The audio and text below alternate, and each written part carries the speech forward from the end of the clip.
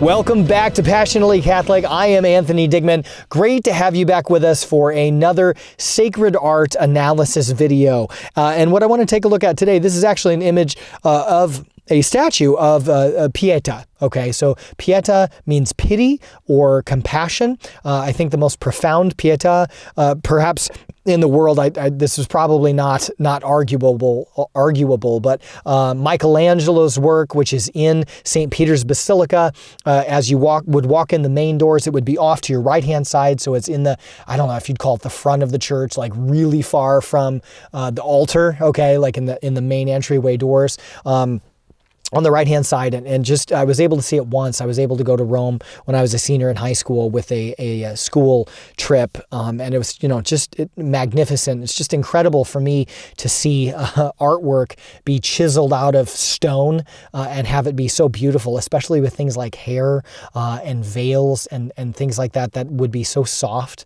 To have that carved and chiseled out of rock, marble, that kind of thing is just absolutely stunning. But this particular image that I want to reflect on is a particular Pieta. And again, some of these sacred art videos have been inspired by some sacred art that I wanted to get into my classroom at Beckman Catholic High School as a theology teacher, teaching kids about, religion and theology. I think it's vital to have some sacred art around. So this is actually in the back of my room. This particular piece I enjoyed because it is in the public domain, so I could do a 2-foot by 3-foot printing and then put it in my room. I would, looking at this particular image, zooming in, I don't know that it sure doesn't look to me as though it is absolute stone. Looks like it could even be maybe a plaster, could even be concrete. It's not super clear to me. But I was particularly struck by this image because I like the way that the light plays with this particular piece. I mean, the Pieta itself is beautiful, but you have, almost like this strength of light like Caravaggio would use with this, strong singular beam, coming in. So you have, bright whites, and then you have, some of these softer grays, like on Jesus's torso, right? And then you have some dark stuff, like you can't even see below Jesus's knee because there's just no light in that area. There's nothing for the light to reflect off of, and you see on Mary's face, you have the little bit of light on the side that faces her son, because there is a brightness. I like the way that the light hits Jesus's face and as well as his thighs, but especially his face is still so well illuminated, right? It is so brightly illuminated. And then the side of Mary's face that faces Jesus is very brightly illuminated, right? Like it is as if the brightness, the light from her son still radiating is striking the mother, striking the Blessed Virgin on the left side of her head as we see it. It'd be her right side of her face. But the way that the statue is set up and the way that the light is coming in, the light part of Mary's face is pretty limited. There's not much of it that we're able to see from our angle. And I really, really like that because that brightness coming from Jesus, like this is a picture, this is an event, this is a moment of sorrow, okay, that the Blessed Virgin Mary, even on her face, it is quite dark, okay, and it's not black. It's not black like Jesus below the knee or Mary's left shoulder, because there's nothing to reflect any brightness into that part of the statue, okay? But it is definitely darker. It is more somber. There's a sadness there. But I just, the drama of the light, the shade, the darkness is really quite strong. I like that you're able to see Jesus's wound and the bleeding from the wound on his right-hand side. If you zoom in a little bit on this piece, Jesus's chin appears to be chipped. So again, I'm not plaster. I don't know, concrete. I don't know how solid the piece is, but his chin appears to be chipped. It looks like this particular piece has been through some difficult times. If you zoom in closer on the Blessed Virgin Mary, it looks like her head was probably, dare I say, it was actually knocked off at one point in history, because there is a broken line across her neck, which is quite visible, where there are pieces that had been lost in there. But that also seems to extend to the left, off to her right shoulder, and the garment that she's wearing, there's a bit of a ripple in it, but you can see a crack through there. So somehow her head appears to have been lost previously, and it appears that the statue has since been repaired.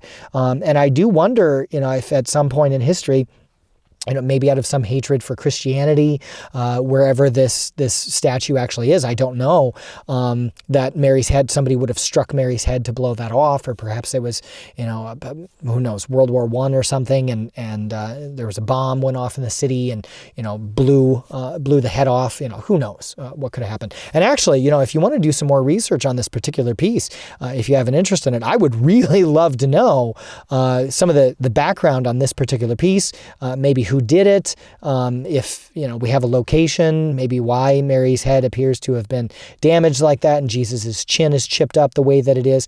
When you look at Jesus's torso as well, there appears to be more damage on this. So I think it's completely plausible that perhaps a bomb dropped wherever this was in a building, maybe during First or Second World War, and caused big damage to the statue, and it has since been repaired. You can see on Jesus's right thigh, there appears to be damage. Jesus's left hand, close to the Blessed Mother, appears to have like a slice in the hand a little bit. So that's just fascinating piece to me. Another thing that I like as I'm zooming in here and looking at Jesus's face is, Jesus is dead here, of course, having been taken down from the cross and being held compassionately with pity in the arms of his mother, and Pieta, like we have pity not only on our Lord here, but also on the Blessed Virgin and the experience of her who had given her son, as St. Alphonsus Liguori's Stations of the Cross, which is my favorite versions of the Stations of the Cross,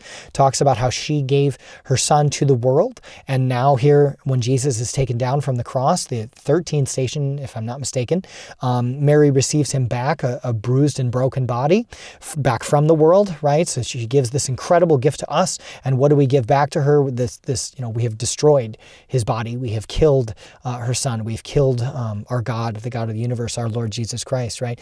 And here she holds the body of her son, and imagine, and perhaps you've had this experience, holding the body of your deceased child, and the pity that should rend our hearts, should break our hearts, seeing her, this amazing mother, and our mother too, holding the broken body of her son, right? And what that would be like for us, and what she gave, how much the Blessed Virgin has given for our salvation, and how she has participated in the graces of Jesus Christ. She truly is the mediatrix of all graces, and has participated, co-redemptrix, with her son Jesus Christ in our salvation. That Jesus does save us, of course, but Jesus does not will to save us alone. He wills for us to participate in the saving of our own souls, but also in the saving of other people's souls. So quite beautiful here, I think. Perhaps one last thing that is just striking me as I look at this, zooming in on Jesus's face, is again the portrayal of light, and the way that the light spills on Jesus's face, and again how well illuminated his face is. But this is another piece that I get out of it, is his face is turned toward the light. And even in his death, even as a corpse here, being held by the Blessed Virgin Mary, he is always directed to the Father. He is always directed toward God's will and fulfilling God's will.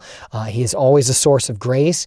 And here, I think it is so appropriate, just how beautifully done the statue itself is, but the way that the light comes in, it just rocks my world. And that's why I love this particular image of the statue, is that his head is totally inclined toward that light, which allows his face to be completely illuminated. But for me, also reflects his obedience to the Father, his orientation to the Father, and it is almost as if the light itself is not just the Blessed Virgin Mary here holding the broken body of her son, but also the light coming down. If I was the Father, what angle would I be coming at from, right?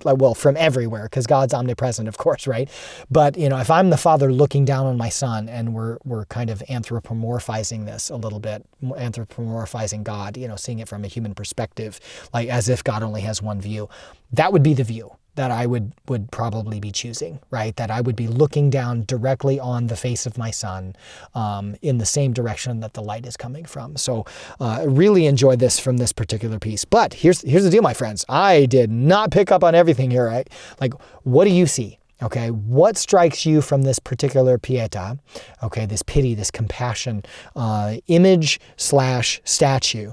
What did I miss? What do you pick up on? And if you want to do some more research and find out where this is and where the damage to the statue came from and how it was repaired and dates and stuff like that, please comment below. I'd be very excited to learn more about that.